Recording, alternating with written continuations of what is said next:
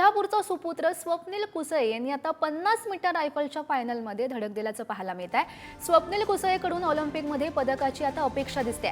50 metre rifle 3 position प्रकारातील पात्रता फेरी त्यानं पार केली आहे। या पात्रता फेरीमध्ये 590 गुणांसह त्यांनी 7वं स्थान मिळवल्याचं सध्या समजतंय। आता 1 ऑगस्टला फायनलचा सामना तो खेळणार अशी माहिती मिळते।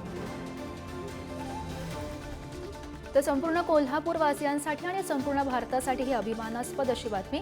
कोल्हापूरचा सुपुत्र असलेल्या स्वप्नील कुसळे यांनी आता 50 मीटर रायफलच्या फायनलमध्ये धडक दिल्याचं पाहायला मिळतंय। आणि या संदर्भात अधिकची माहिती जाणून घेऊयात। आमचे प्रतिनिधी शशांक पाटील सध्या आपल्यासोबत आहेत। शशांक, आपण पाहतोय कोल्हापूरच्या सुपुत्रानं ही दमदार कामगिरी केलेली आहे। 50 मीटर रायफलच्या फायनलमध्ये त्यांनी धडक दिली आहे।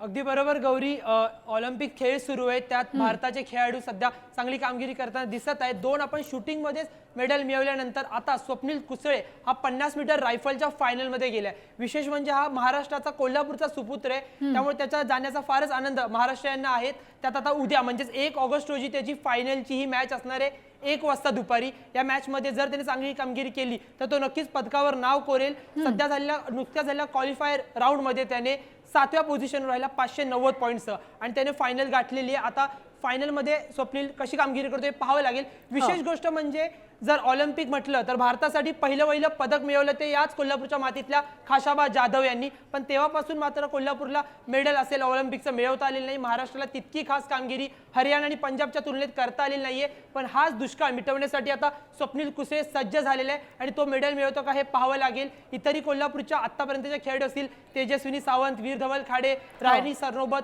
पण त्यांना कुणालाच आतापर्यंत ऑलिम्पिक मेडल मिळवता आले नाही। मात्र हाच दुष्काळ आता संपवण्यासाठी स्वप्नील कुसळे सज्ज झालेले आहे। गौरी, हो, नक्कीच शशांक, उद्या फायनलमध्ये नेमकं काय घडतं हे पाहणं महत्त्वाचं ठरणार आहे। धन्यवाद दिलेल्या या सविस्तर माहितीसाठी।